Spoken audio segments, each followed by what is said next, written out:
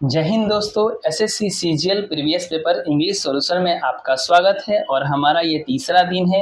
और आज हम इस दिन की शुरुआत करेंगे इस मोटिवेशनल कोट के साथ।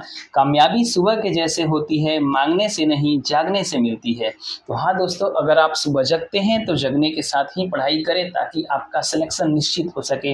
आप अपने पढ़ाई में कंसिस्टेंसी लाएं, जो भी पढ़ते हैं उसका अच्छे से रिवीजन करें। और अभी आपके सीजीएल 2024 के एग्जाम में 3 से 3.5 महीने बचे हैं आपके पास। इन 3.5 महीने में अपने पढ़ाई में स्पीडअप लाएं, डेली मॉक लगाएं, सोल्यूशन करें। तो दोस्तों चलिए स्टार्ट करते हैं अपना ये सोल्यूशन।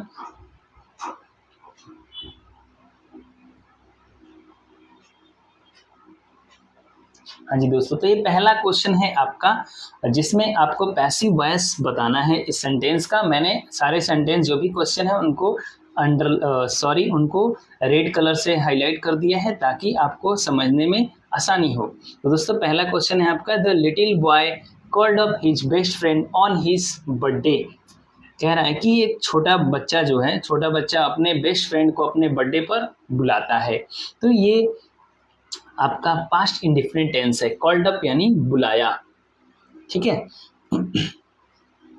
अब आपका पैसिव वॉइस में बदलने के लिए आपको सबसे मेन इंपॉर्टेंट चीज जो जिसकी जानकारी होनी चाहिए कि इसमें हेल्पिंग वर्ब कौन सा यूज होगा, है ना।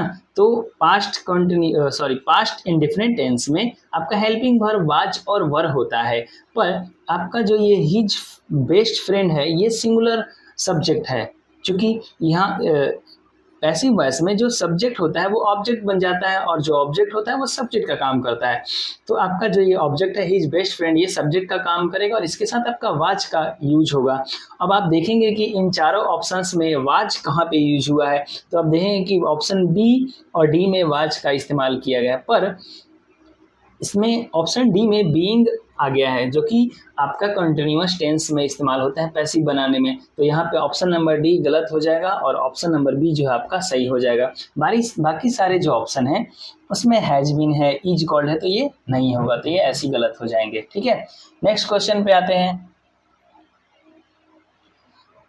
सेंटेंस ऑफ ए पैराग्राफ, यहाँ पे पैरा जम्बल्ड आपका सॉल्व करना है। देखिए, पैरा जम्बल्ड सॉल्व करने के लिए मैं आपको बताया था ट्रिक पिछले वीडियो में कि क्या करना है आपको, एक सेंटेंस से दूसरे सेंटेंस को रिलेट करना है कि कौन सा सेंटेंस किसके बाद आएगा, या अगर किसी घटनाक्रम की बात हो रही है या किसी सब्जेक्ट का शुरुआती तौर है, कहाँ से कोई सब्जेक्ट इनिशिएट होता है, ये चीज़ को जानना है, स्टार्टिंग पॉइंट का क्या हो सकता है। तो इसमें आपको क्या करना है, अभी वीडियो पॉज करना है, खुद से इस बार इसको ट्राई करना है, फिर मैं आपको सोल्यूशन कराता हूँ।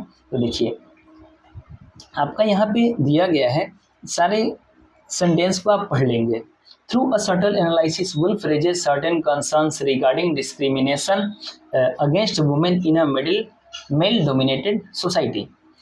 एक बारीक एनालिसिस के बाद वुल्फ नाम का जो कोई पर्सन है, कोई व्यक्ति है, जो कंसर्न रेज करता है, यानी क्वेश्चन मुद्दा उठाता है कि मेल डोमिनेटेड सोसाइटी में महिलाओं के खिलाफ डिस्क्रिमिनेशन होता है।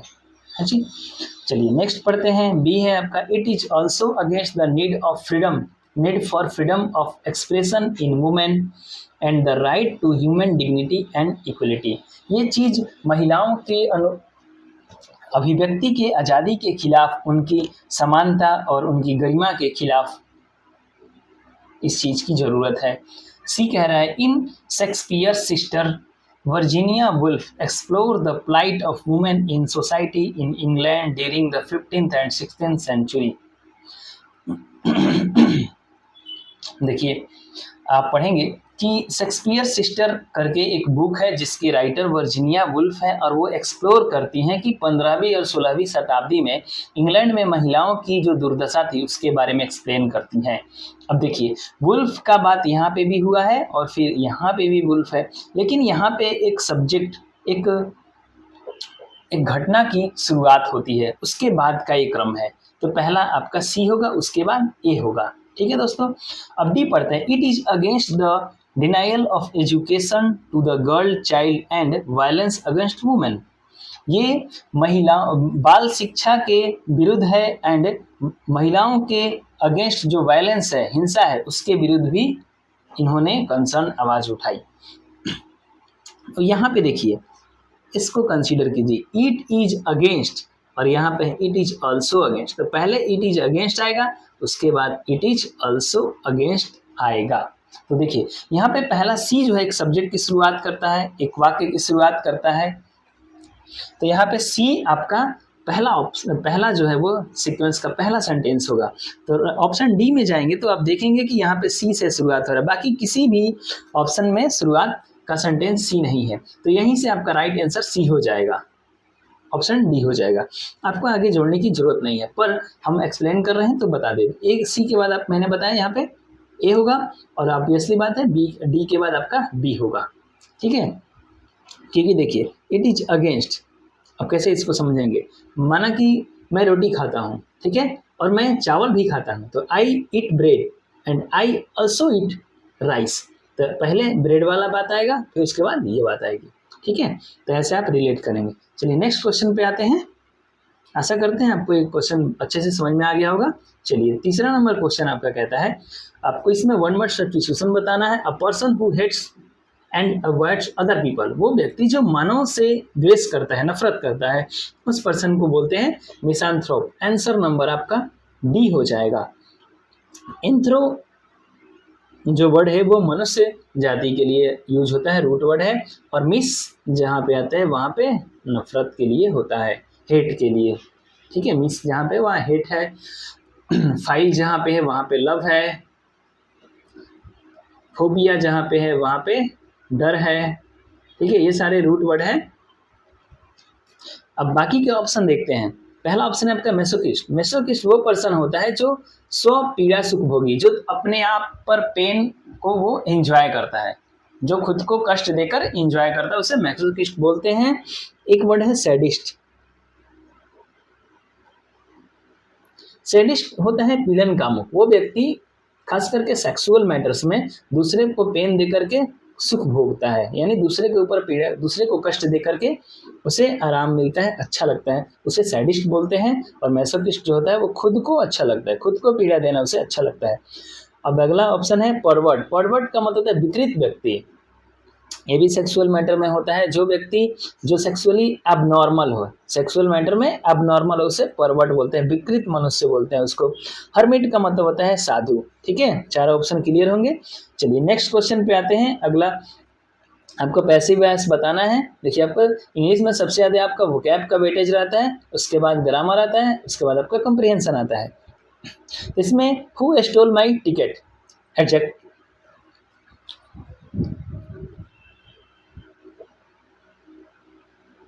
हु स्टोल माई टिकट्स, ये आपका इंट्रोगेटिव सेंटेंस है और ये पास्ट इंडिफिनिट में है। और जैसे कि मैंने आपको बताया पास्ट इंडिफिनिट में वाज वर्ब हेल्पिंग वर्ब होता है, और जब भी आपका हु से स्टार्ट होता है एक्टिव वॉइस, उसको पैसिव बनाना होता है, तो आपका जो बाई एजेंट के तौर पर हुम काम करता है। इसका यूज होता है, हुम का यूज होता है, बाई हुम। तो यहाँ पे राइट आंसर आपका ऑप्शन सी हो जाएगा, बाई हुम वर माई टिकट्स स्टोलन। बाकी के ऑप्शन आप देखेंगे ना, तो बाकी ऑप्शन में क्वेश्चन मार्क तो लगाया गया है, पर ये कोई इंट्रोगेटिव है ही नहीं। सारे ऑप्शन में सब्जेक्ट के बाद वर्ब आया है, देख लीजिए, जबकि इंट्रोगेटिव में वर्ब पहले आना चाहिए या डब्ल्यूएच वर्ड पहले आना चाहिए, तो कोई इंट्रोगेटिव है ही नहीं, ठीक है। तो ये सारे गलत हैं। नेक्स्ट क्वेश्चन देखते हैं, क्वेश्चन नंबर 5 है, और आपको इसमें कर्टेल जो वर्ड है ब्रैकेट में, इसका एंटोनिम बताना है। कर्टेल का मतलब होता है कटौती करना, चीज़ों को कम करना, लिमिट करना। तो आप देखते हैं कि इसका एंटोनिम क्या होगा। देखिए तो पहला है इंडेंट। इंडेंट का मतलब होता है मांगना, मांग पत्र होता है, जिसमें अगर किसी चीज़ को दांतेदार बनाना, ये वर्ब है, तो इसका दांतेदार ऐसा बनाना ताकि वो काट सके, जैसे कि सौ होता है, आरी जो इससे काटते हैं वो दांतेदार होती है। तो इंडेंट यानी दांतेदार बनाना, मांग पत्र किसी से कोई चीज़ मांगना, दोनों होता है। तो इंडेंट तो होने से रहा। अगला है इनेट। इनेट का यानी जन्मजात, कोई चीज़ किसी के साथ बचपन से ही है, पैदाइशी कोई चीज़ किसी के साथ है, उसे इनेट बोलते हैं, नेचुरल बोलते हैं, ठीक है। इंक्रीज मतलब किसी चीज़ का बढ़ना, नंबर में, साइज में इंक्रीज होना उसको। तो ये देखिए कर्टेल मतलब होता है कम करना, इंक्रीज का मतलब बढ़ाना, तो ये इसका एंटोनिम हो जाएगा। तो option C is your right answer. Insinuate का मतलब होता है किसी को इशारा करना, साइन लैंग्वेज का यूज करना। इन साइनुएट, साइन से याद कर लेंगे, इनसिनुएट इशारा करना। चलिए अगला क्वेश्चन है, आपको सिनोनिम बताना है यहाँ पर इंसीडियस का। इंसीडियस होता है हार्मफुल। इंसीडियस क्या होता है? हार्मफुल होता है। और इसका सिनोनिम हो जाएगा आपका option number D, right answer है। अब देखिए, अब यहाँ पे एक चीज और मैं आपको बताता हूँ। देखिए, अगर मान के चलिए आप क्वेश्चन लगाते हैं और आपको नहीं पता है कि इसका मीनिंग क्या है, तो आपका सिनोनिम या एंटोनिम कैसे पता करेंगे? कुछ कुछ केसेस में ऐसा होता है कि क्या होता है, जब कि सेटर ना आपको 3 शब्द एक जैसे दे देंगे और चौथा अलग दे देगा, तो जाहिर सी बात है आपका वो आंसर हो जाएगा। क्योंकि देखिए यहाँ पे प्रोटेक्टेड, सिक्योर, सेफ, तीनों का सेम मीनिंग है सुरक्षित, पर चौथा है हार्मफुल, यानी इसका सिनोनिम यही होगा, क्योंकि एक साथ 3 तो होने से रहे। ठीक है, तो ऐसे एलिमिनेशन मेथड इसको बोलते हैं। इस तरीके से आप ऑप्शन को एलिमिनेट करके आंसर लगा सकते हैं। इंसिडियस बता दिए मैं आपको, हानिकारक होता है।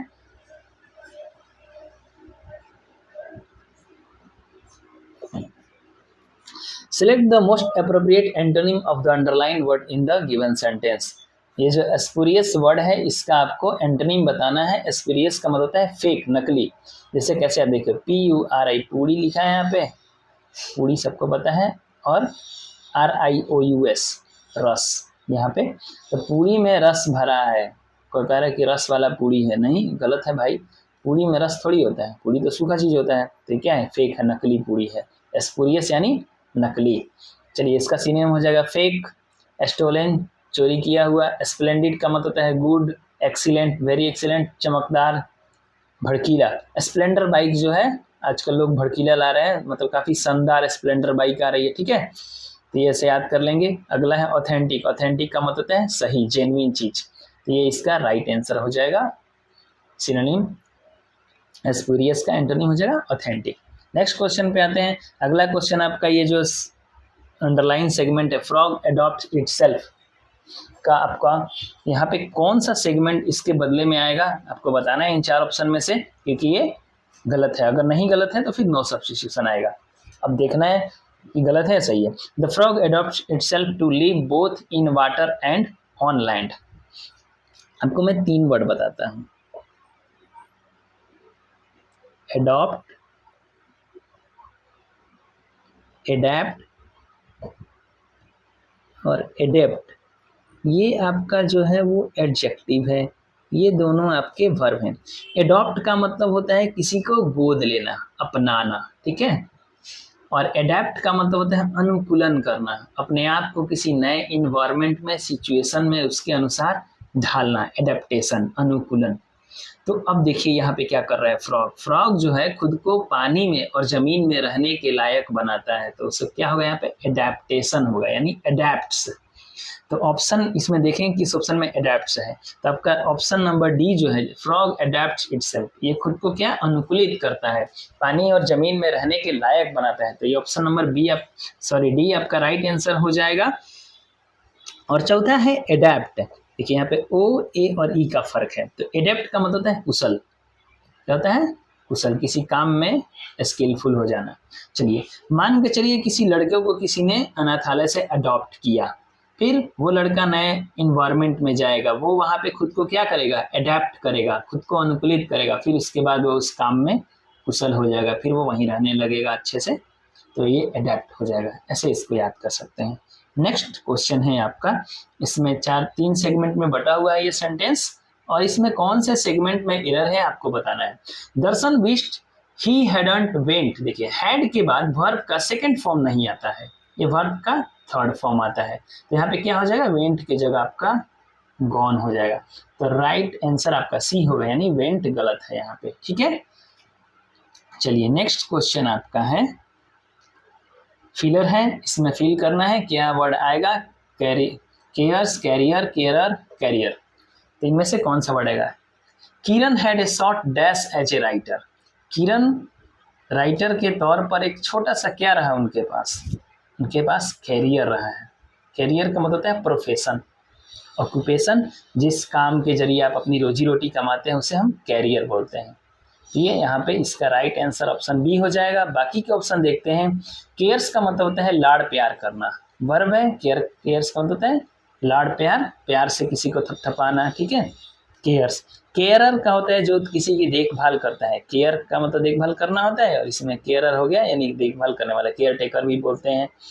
कैरियर का मतलब होता है सामान ढोने वाला। आप ट्रक वगैरह पे देखे होंगे कि गुड्स कैरियर, सामान ढोने वाला, ठीक है। बहुत लोग को नहीं पता होगा तो मैं बता दूं, गुड का मतलब होता है अच्छा, और गुड्स का मतलब होता है सामान, लगेज, ठीक है। चलिए नेक्स्ट क्वेश्चन है आप, अगला क्वेश्चन ये है, आपको बताना है कि वन वर्ड सब्स्टिट्यूशन बताना है।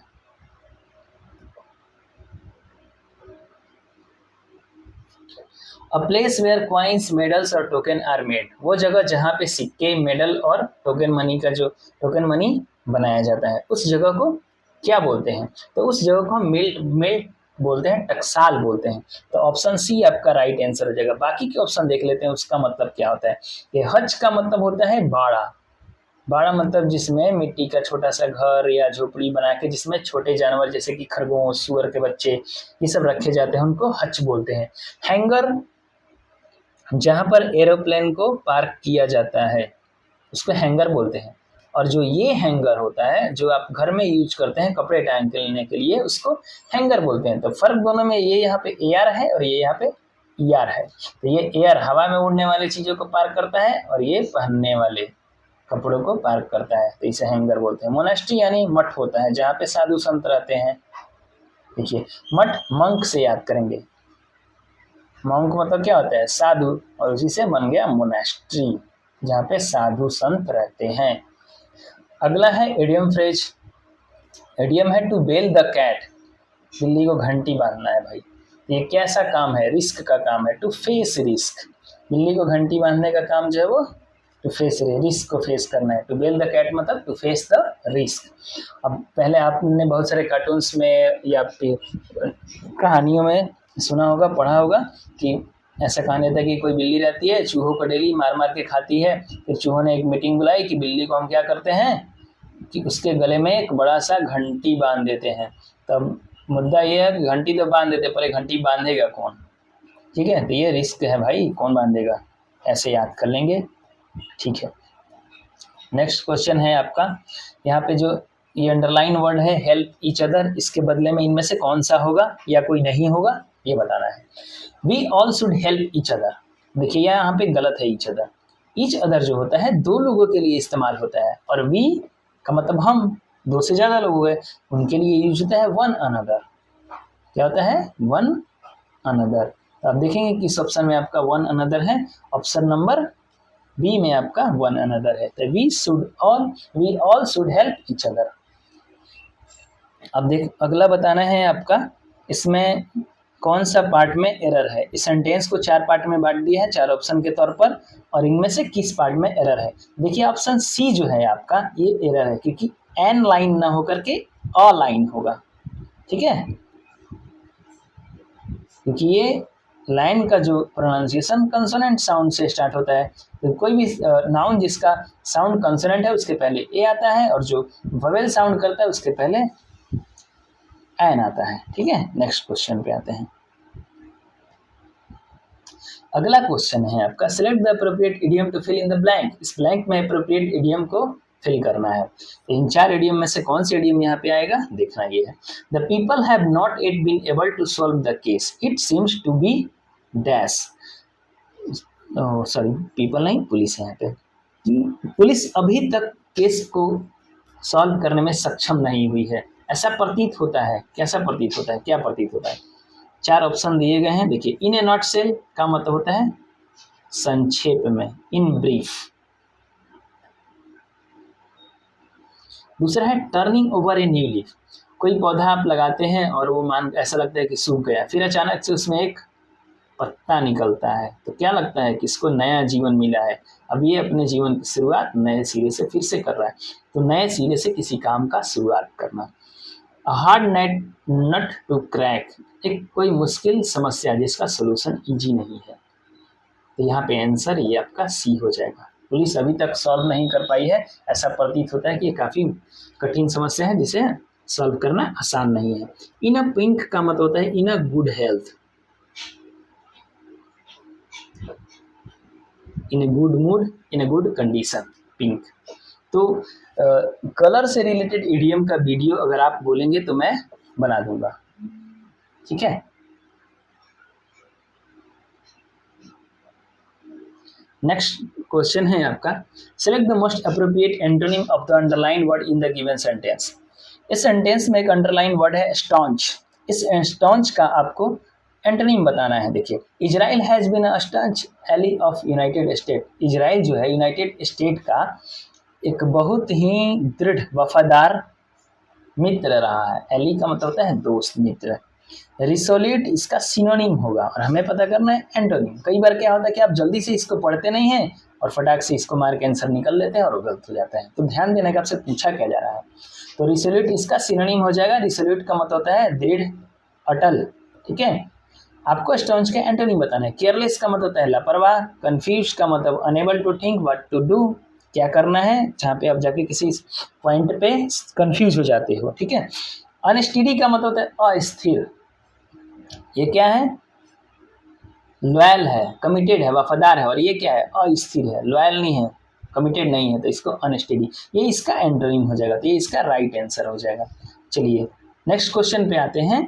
आपको एक सेंटेंस दिया गया है। इस सेंटेंस में इम्प्लीमेंटेशन वर्ड जो है इसका स्पेलिंग एरर बताना है कि कौन से स्पेलिंग जो है वो सही है इन चार ऑप्शन में से। तो देखिए ऑप्शन नंबर सी जो है इम्प्लीमेंटेशन, यहाँ पे IMPLI दिया गया है, जबकि यहाँ पे IMPLE होता है इम्प्लीमेंटेशन में। और इम्प्लीमेंटेशन का मतलब होता है एग्जीक्यूशन, लागू करना, नियम को लागू करना होता है, ठीक है। The boys of our class have reported that considerable progress in the implementation of their policy has been made. तो हमारे क्लास के बच्चों ने रिपोर्ट किया कि उनके रिगार्डिंग जो पॉलिसी को लागू किया गया था उसने कंसिडरेबल प्रोग्रेस किया है, काफ़ी अच्छा खासा प्रोग्रेस हुआ उसमें। तो पॉलिसी को इम्प्लीमेंटेशन, ठीक है, लागू करना। नेक्स्ट अगला क्वेश्चन है 18 number. Select the most appropriate synonym of the given word abound. Abound का मतलब है किसी चीज़ का पर्याप्त मात्रा में होना, नंबर, क्वांटिटी, ठीक है। अब देखते हैं इनमें से कौन सा इसका राइट आंसर होगा। इंक्रीज का मतलब होता है नंबर का ग्रो करना, बढ़ना, नंबर या क्वांटिटी का, ठीक है, बढ़ना या बढ़ाना। फ्लोरिश का मतलब होता है किसी चीज का पर्याप्त मात्रा में फलना फूलना, जैसे कोई क्रॉप हो गया, प्लांटेशन हो गया, इन सब चीजों का काफी पर्याप्त मात्रा में हरा भरा होना, एग्जिस्ट करना काफी ज्यादा मात्रा में। तो ये इसका सिनोनिम हो जाएगा option number B. Succeed, succeed का मतलब होता है सक्सेसफुल होना। एडिक्वेट का मतलब किसी चीज़ का पर्याप्त मात्रा में होना, जितना जो केवल सेटिस्फैक्ट्री हो, एक्सेप्टेबल हो कि हाँ इतना से काम हो जाएगा, ठीक है। हालांकि इसमें आप कंफ्यूज कर सकते हैं फ्लोरिश में और एडिक्वेट में, पर आपका आंसर जो है वो बी ही होगा, ठीक है। नेक्स्ट क्वेश्चन पे आते हैं। नेक्स्ट क्वेश्चन आपका सिलेक्ट इनकरेक्टली स्पेल्ड वर्ड आपको बताना है। अपॉर्चुनिटी सही है आपका, अपॉर्चुनिटी का मतलब अवसर होता है। रिलायंस का मतलब होता है बिलीफ, विश्वास। अप्रोच यहाँ पे गलत है, अप्रोच में ओ और ए का जो जगह है वो रिप्लेस कर दिया गया, एक्सचेंज किया गया। APPROACH होता है। अप्रोच का मतलब पहुँच।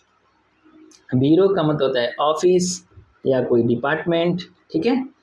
नेक्स्ट क्वेश्चन है आपका वन वर्ड सब्स्टिट्यूशन बताना है। A person who abundance religion, वो व्यक्ति जिसने अपना धर्म त्याग दिया हो, उस व्यक्ति को हम बोलते हैं अपोस्टेट। जिसने अपने स्टेट को, अपने धर्म को त्याग दिया, उसे अप्पू नाम का व्यक्ति है या पप्पू नाम का व्यक्ति जिसने अपना स्टेट को क्या कर दिया, त्याग दिया, अपोस्टेट, तो उसको बोलते हैं अपोस्टेट। पहला क्वेश्चन, पहला ऑप्शन है आपका इगोइस्ट। इगोइस्ट का मतलब होता है जो हर बात में अपना फायदा ढूंढता है, अभिमानी भी होता है, ठीक है। और एक होता है ईगोटिस्ट। यहाँ पे टी आ गया, टी फॉर टॉक, जो अपने बारे में बहुत ज्यादा बोलता है, जो खुद की बहुत बड़ाई करता हो, ठीक है। इगोइस्ट और ईगोटिस्ट में ये फर्क है, जो अपना फायदा देखता हो, सेल्फ सेंटर्ड हो, हर चीज में अपने आप को आगे रखता हो, उसे इगोइस्ट बोलते हैं। ईगो का मतलब ही होता है अहम, ये अहमवादी हो गया। प्राइस्ट का मतलब होता है पुजारी, और थीस्ट का मतलब होता है, देखिए पहला वर्ड होता है थीस्ट, आस्तिक बोलते हैं इसको, जो भगवान में विश्वास रखता है। इसमें ए लग गया तो इसका निगेटिव हो गया अथिस्ट। जो नास्तिक होता है, जो भगवान में विश्वास नहीं करता है, ठीक है, नास्तिक। और एक होता है एग्नोस्टिक।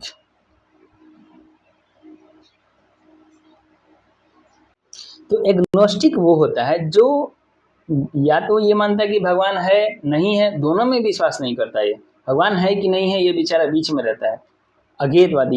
ये नहीं कहता कि पता ही नहीं है कि भगवान है कि नहीं है, ठीक है, इसको एग्नोस्टिक बोलते हैं। नेक्स्ट क्वेश्चन पे आते हैं। आगे है आपका कॉम्प्रिहेंशन। ये पैसेज पैराग्राफ दिया गया है क्लोज टेस्ट, और इसमें फिलर बनाए गए हैं, आपको फिल करना है।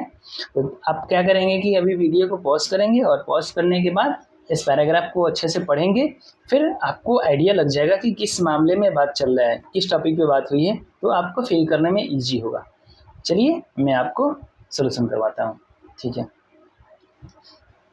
Global warming is one of the biggest environmental dash facing the world today. कह रहा है कि ग्लोबल वार्मिंग इन्वायरमेंटल वातावरण का एक बहुत बड़ा क्या है जिसे वर्ल्ड फेस कर रहा है।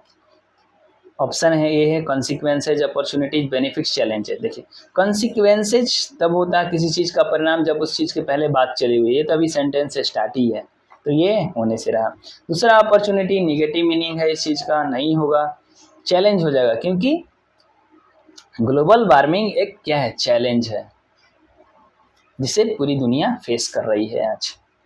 नेक्स्ट क्वेश्चन पे आते हैं, आगे पढ़ते हैं। नेक्स्ट क्वेश्चन पढ़ते हैं। Next sentence, the primary cause of global warming is the dash of green house gases such as carbon dioxide and methane into the atmosphere. देखिए सीजील पीटी में जो आपके जो क्लोस्टेज आते हैं इसी लेवल के आते हैं, ज़्यादा आपको डिफिकल्ट नहीं आता है, तो आप प्रैक्टिस ज़्यादा करेंगे तो आपके ज़्यादा क्वेश्चन सही होने के चांसेज रहेंगे। और अगर आपको एक अच्छा मार्क्स लाना है, सिलेक्शन होना है, तो आपको जो क्वेश्चन होना चाहिए 22 से 25 आपके गुड अटेम्प्ट होने चाहिए, ठीक है। 22 से 25 आपका अटेम्प्ट अगर आप करते हैं, सही क्वेश्चन करते हैं, तो आपका सिलेक्शन पक्का है, ठीक है। पीटी में या मेंस में 40 प्लस कीजिए, 45 आउट ऑफ 45 से 40 प्लस आप करते हैं अटेम्प्ट, और सही होता है तो आपका बहुत ही बढ़िया अटेम्प्ट माना जाएगा और आपका सिलेक्शन होगा। तो चलिए दोस्तों बात करते हैं। The primary causes of global warming is the dash of green house gas such as carbon dioxide and methane into the atmosphere. तो कह रहे हैं कि ग्लोबल वार्मिंग का सबसे मेन कारण क्या है। सारे ऑप्शन देखते हैं, emission, absorption, reflection, conduction. Reflection तो होने से रहा, रिफ्लेक्शन यानी क्या होता है, परावर्तन, लाइट का आना, इधर से उधर गुजर जाना। इमिशन, इमिशन का मतलब है उत्सर्जन, किसी चीज का निकलना। अभी जैसे कि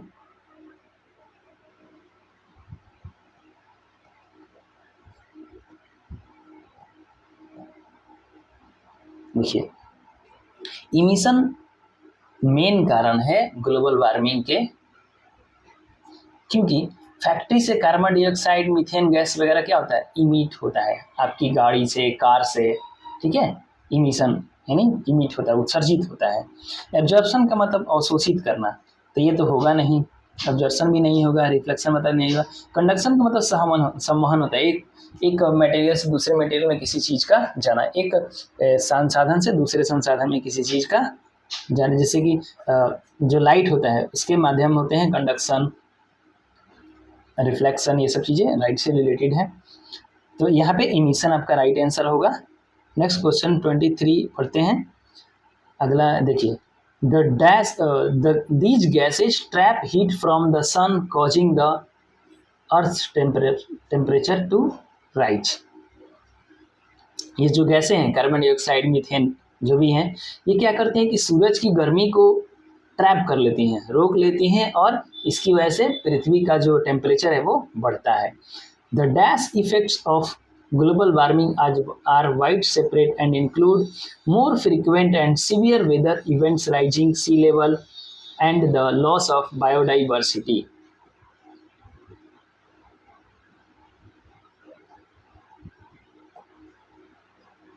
अब कह रहा है कैसा इफेक्ट, अब ये सी बात है निगेटिव इफेक्ट। क्योंकि ग्लोबल वार्मिंग जब एक प्रॉब्लम है तो प्रॉब्लम का कैसा इफेक्ट होगा, निगेटिव इफेक्ट होगा, पॉजिटिव इफेक्ट तो होगा नहीं। और ये निग्लिजिबल तो है ही नहीं, जब ये निग्लिजिबल होता तो इसे पूरे दुनिया क्यों फेस कर रही होती, बिल्कुल नहीं, न्यूट्रल नहीं है चीज, ना ही पॉजिटिव है, ये क्या है, निगेटिव इफेक्ट है इसका। The negative effect of global warming सर्वव्याप्त है, पूरे दुनिया में व्याप्त है ये। और इसमें क्या क्या इंक्लूड है, बार बार मौसम का चेंज होना, सीवियर वेदर इफेक्ट जैसे कि सुखाड़, कहीं बाढ़, कहीं अचानक बारिश, लैंडस्लाइड, सॉरी ये चीज़ में शामिल नहीं कर सकते, ग्लोबल वार्मिंग में नहीं आता लैंडस्लाइड, सॉरी।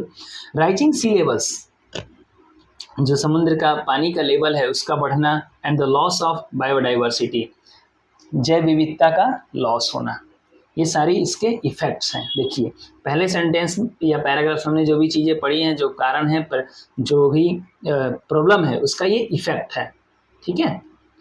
आगे पढ़ते हैं। Many governments and organisation have implemented dash to reduce green house gas emission. देखिए यहाँ पे अब आपके फायदे क्या होते, अगर आप बिना भरे हुए पढ़ लिए होते तो आपका ये फायदा होता है, इमिशन वर्ड आपका मिल गया, इमिशन वाला जो ऑप्शन था इससे पहले वाला इजीली आप भर लेते, ठीक है। तो देखिए आपका चौथा क्वेश्चन, चौथा फिलर क्या है, ये चौथा फिलर में आपको क्या बनना है, सैंक्शन, सब्सिडीज, रिस्ट्रिक्शंस, पॉलिसीज, क्या इंप्लीमेंट करते हैं आप, पॉलिसी, अभी पढ़े हैं थोड़ी देर पहले। राइट आंसर ऑप्शन डी हो जाएगा। सैंक्शन लगाते हैं मॉनेटरी, किसी कंट्री पर सैंक्शन लगाता है, जैसे कि अमेरिका ने रसिया पे सैंक्शन लगाया यूक्रेन वार के चलते। सब्सिडीज, मॉनेटरी कटौती करना पैसों में, जैसे कि आप सिलेंडर लेते हैं, सिलेंडर में आपको सब्सिडीज मिलती है, छूट मिलती है, उसे सब्सिडी बोलते हैं। रिस्ट्रिक्शन यानी पाबंदी लगाना, ठीक है, तो ये नहीं होगा आपका, राइट आंसर ऑप्शन डी हो जाएगा। लास्ट क्वेश्चन है, देखिए लास्ट है आपका,